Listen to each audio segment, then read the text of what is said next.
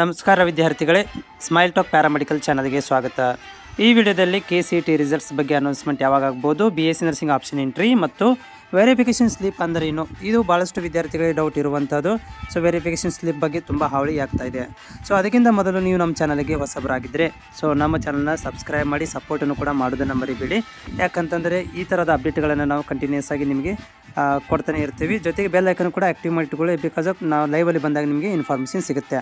So ಕರ್ನಾಟಕದ ಈ ಒಂದು CET ಎಕ್ಸಾಮ್ ರಿಸಲ್ಟ್ಸ್ ಈಗಾಗಲೇ ಅವರು ಅಫಿಷಿಯಲಿ ಅನೌನ್ಸ್ಮೆಂಟ್ ಮಾಡಿದ್ದಾರೆ. ಇದರಲ್ಲಿ ಟ್ವಿಟರ್ ಒಳಗಡೆ ನಾವು ರಿಸಲ್ಟ್ಸನ್ನು ಎರಡನೇ ಎಕ್ಸಾಮ್ ಈಗಾಗಲೇ PUC ಎರಡನೇ ಎಕ್ಸಾಮ್ಸ್ ಬರುವಂಥ ಒಂದು ನಿರೀಕ್ಷೆಯಲ್ಲಿದೆ. ಸೊ ಅದು ಬಂದ ತಕ್ಷಣವೇ ನಾವೇನು ಮಾಡ್ತೀವಿ ಅಂತಂದರೆ ಈ ಒಂದು CET ರಿಸಲ್ಟ್ಸನ್ನು ಅನೌನ್ಸ್ಮೆಂಟ್ ಮಾಡ್ತೀವಿ.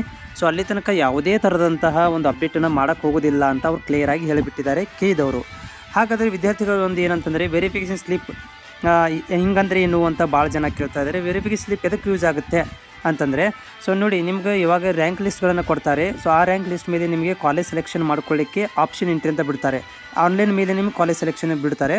ಸೊ ಆ ಸಮಯದಲ್ಲಿ ನಿಮಗೆ ಲಾಗಿನ್ ಮಾಡಲಿಕ್ಕೆ ಏನು ಬೇಕಂತಂದರೆ ಒಂದು ಕೀ ಬೇಕು, ಅಂದರೆ ಸೀಕ್ರೆಟ್ ಕೀ ಅಂತ ಕರಿತೀವಿ, ಪಾಸ್ವರ್ಡ್ ಅಂತ ಕರಿತೀವಿ. ಆ ಒಂದು ಸೀಕ್ರೆಟ್ ಕೀ ಪಾಸ್ವರ್ಡನ್ನು ನೀವು ಹಾಕಿದಾಗ ಸೊ ಅಲ್ಲೇನಾಗುತ್ತೆ, ಓಪನ್ ಆಗುತ್ತೆ, ಕಾಲೇಜ್ ಲಿಸ್ಟ್ ಬರ್ತವೆ. ಸೊ ಆ ಒಂದು ಕಾಲೇಜ್ ಲಿಸ್ಟ್ಗಳನ್ನು ನೀವು ಟಿಕ್ ಮಾಡ್ತಾ ಹೋಗೋದ್ರಿಂದ ಅಂದರೆ ಕಾಲೇಜ್ ಚಾಯ್ಸ್ ಮಾಡ್ಕೊಂಡಂಗೆ ಅದು ಚಾಯ್ಸ್ ಮಾಡ್ಕೊಂಡು ನೀವು ಸಬ್ಮಿಟ್ ಮಾಡಬೇಕಾಗತ್ತೆ.